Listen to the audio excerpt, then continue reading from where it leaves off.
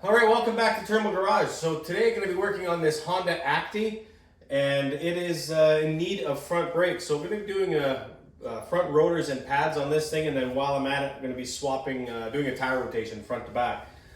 This is actually a vehicle from one of my subscribers, lives locally here, and he reached out for me to do the front brakes for him. So yeah, why not? And yeah, this is actually a really cool little vehicle. It's got the box on it. Yeah, it's all-wheel drive, cool little vehicle, but let's just get right into doing the brakes on this thing. All right, looking at these actual rotors, look at how small these things are. Motorcycles have got bigger brakes than this thing. Yeah, anyway, nice new brakes and pads, so yeah, let's jack this thing up in the air, pop the wheel off, and get her done. All right, got this thing jacked up on a jack stand. Let's pop the wheel off.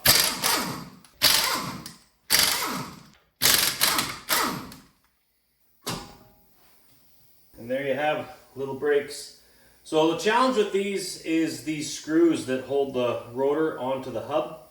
They can be a bit of a challenge. You're going to want to use an impact driver to get those out, and I'll show you how that works.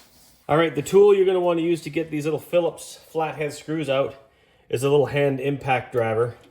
So basically what you do is you hold it as if you're trying to loosen it and give it a crack with a hammer.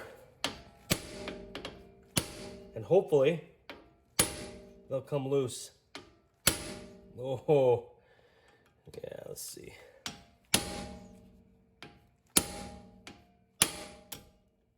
There's one.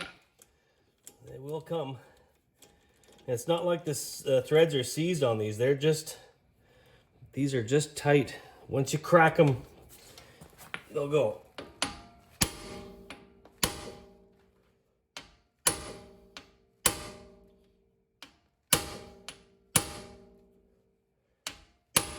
Wow.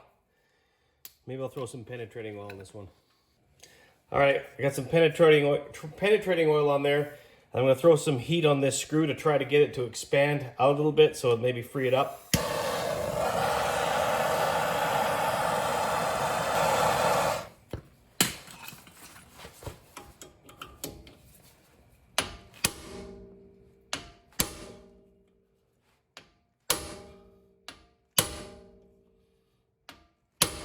Wow, that's in there.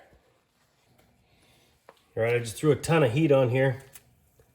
Let's put a little bit more penetrating oil on this and let's see if this is going to come loose here. I'm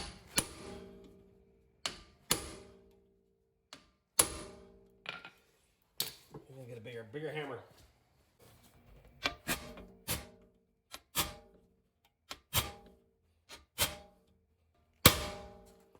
And that is stripping out. Let's get a drill and drill this out.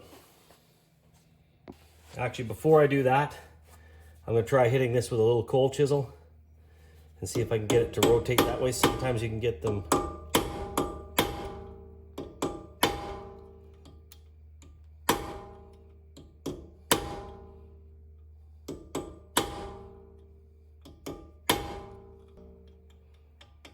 Yeah, let's just get the drill.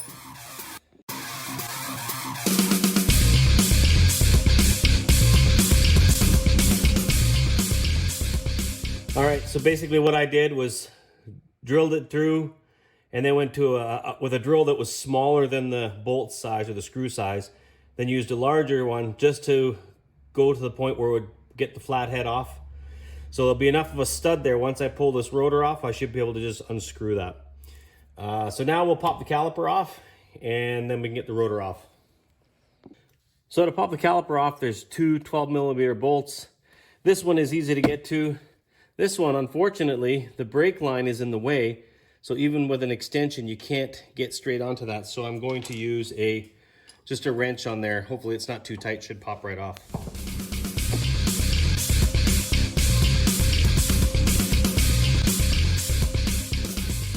So a couple things.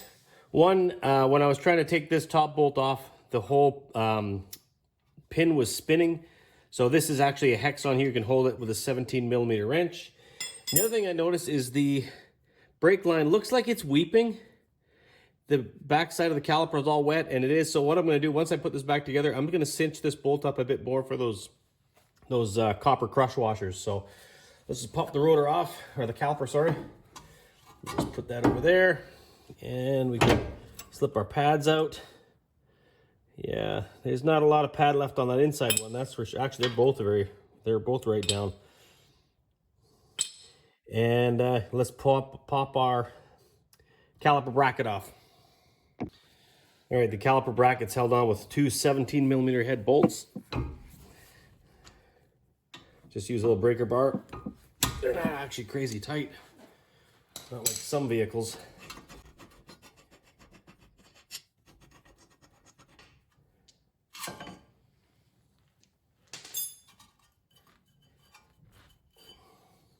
All right, the rotor is stuck on, so there's an easy way to get it off.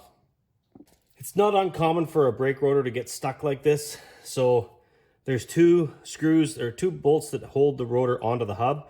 There's also two threaded holes here that will allow you to put some screws into here, bolts, and it'll jack the rotor out. Oh, those are too small. Let's get the right size. So they're, I believe, an M8. Oh, that's all it took. There we go. Rotor's off.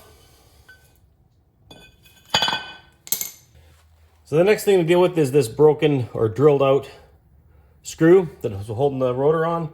So I can get to that with on the back end with a vice grip, and I'll basically tighten it through so that it'll come out this way.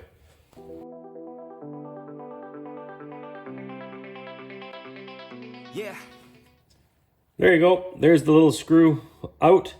I'm actually going to chase these threads with a tap just to make sure there's no corrosion for the next screws that go in. Then I'm going to take a wire wheel and go around here and clean this all up.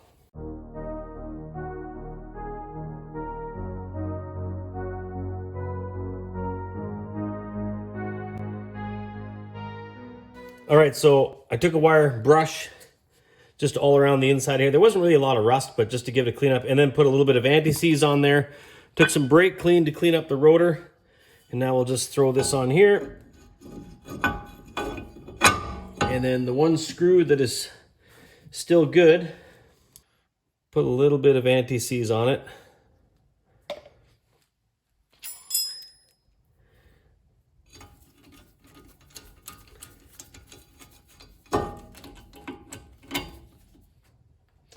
And I like to give that a little tap as well with the same tool, just to tap it. Uh-oh. Well, that's good. I just broke my tip of my bit, and I got another wheel to do. Oh, that's lovely. Okay, so the new brakes didn't come with new clips, so I just took an air wire wheel and just cleaned up inside here. And I'm going to pull the pin out, clean up these pins, and re-grease them with some brake grease. I just pop the boot off, and then this pin will slide out. You want to make sure these are nice and free. Just clean up the pin, put some grease on there, and just push it inside the boot. There you go. This move in and out nice and free. All right, put the caliper bracket back on.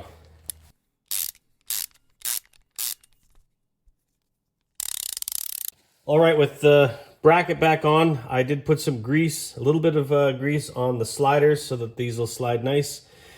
These have a squealer on them, that goes on the rear. The non-squealer side goes on the front.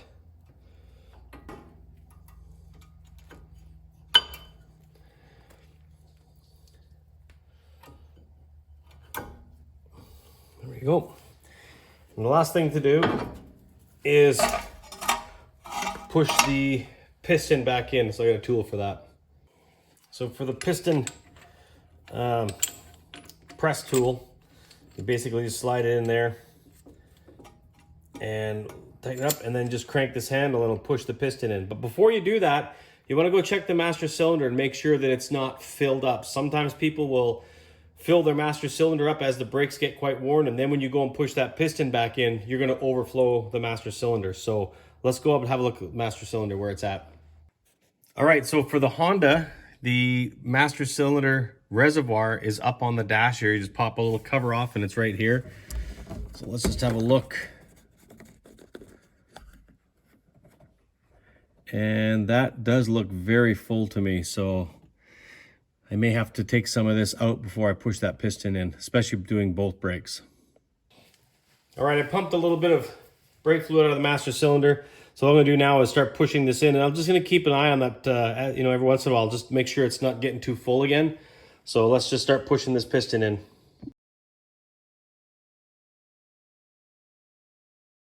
There was enough room for the fluid, so we'll put this back on here. Where's my 2 little screws? There we go.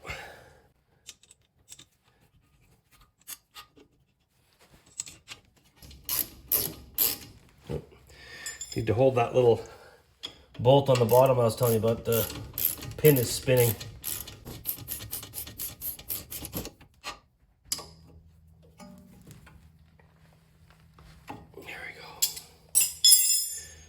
Okay, let's push that brake pedal a couple times, get that caliper pressed out.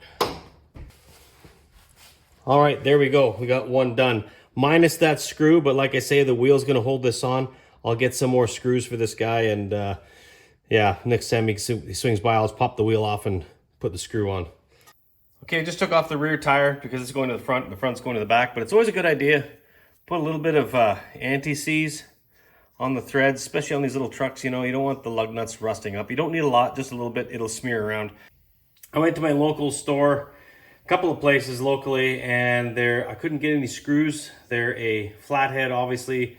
6x1 is the metric size of the thread.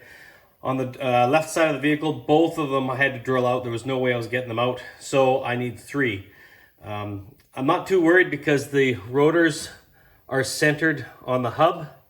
These screws basically just hold the rotor in place while you put the rest on. The wheel, once you tighten up the wheel, actually holds the rotor tight. So, all right, so that's pretty much going to do it for this little Honda. The front rotors and pads are in. I just torqued the wheels front and back to 70 foot-pounds as I did rotate the tires for the guy. And yeah, it's pretty much all done. The last thing I got to do is just get those screws that hold the rotor on and get him to come back at some point, and I'll pop the front wheels off and put those screws back in. Those are not a safety concern at all. There'll be no drivability issues with those. It's more just to hold the rotor in place while you assemble the brakes, just for ease. Many manufacturers don't use that, but a lot of the Japanese vehicles do. So yeah, that's it. So thoughts and comments down below. Think about subscribing, and hey, how about a thumbs up? Yeah, thanks a lot for watching, and have yourself a great day.